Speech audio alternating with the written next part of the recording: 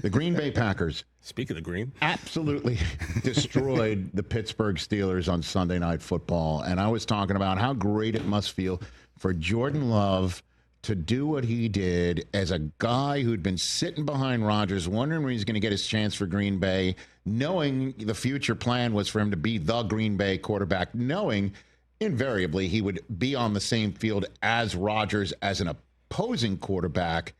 And for him to come up with 360 passing yards and one of his best performances, 20 straight completions, must have felt great for him.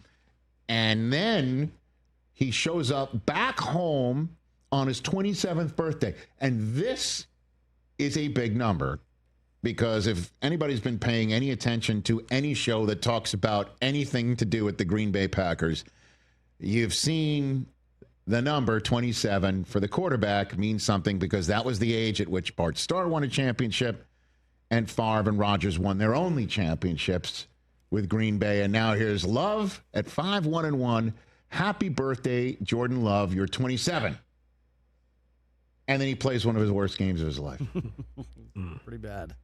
And you tip the cap to the Carolina Panthers, man. They got Bryce Young back. He didn't have a terrific game, although Micah Parsons didn't get a single pressure on him. It's the first time in his career that he bageled in the quarterback pressures department.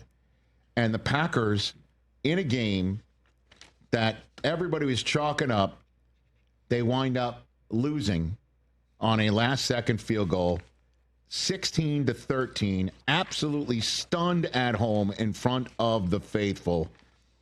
80 passer rating for Jordan Love, his lowest passer rating in a game, in his first game without a passing touchdown all year long. Rico Dowdle, man.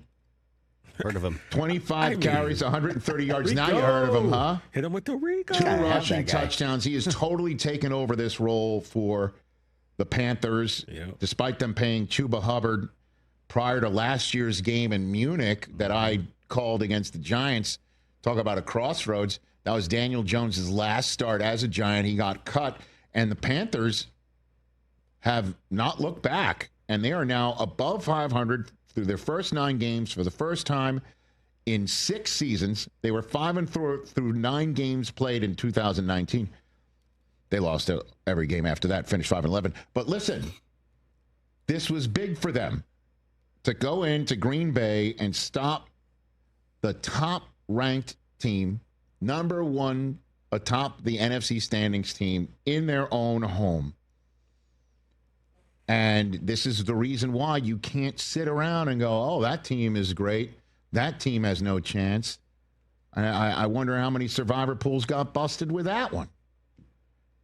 You can't sit here and say, also, Green Bay has no chance moving forward, because, again, you just throw that one out for Jordan Love and Micah Parsons. They haven't played like that all year long.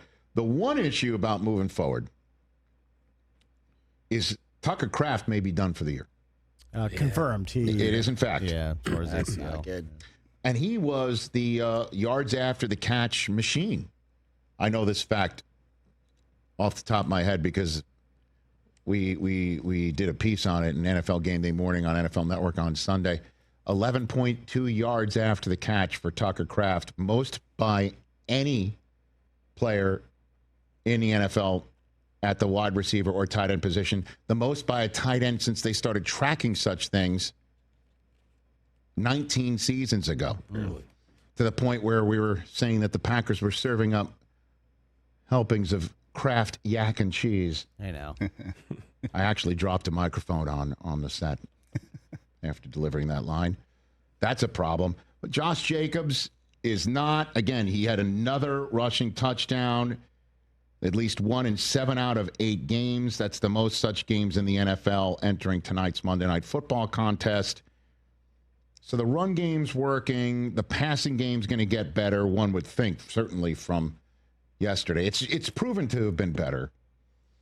Problem is that they're 5-2-1 now. Hey, you made it all the way to the end. Thanks for that. Check us out every single day streaming live on Disney Plus and the ESPN app 12 to 3 Eastern.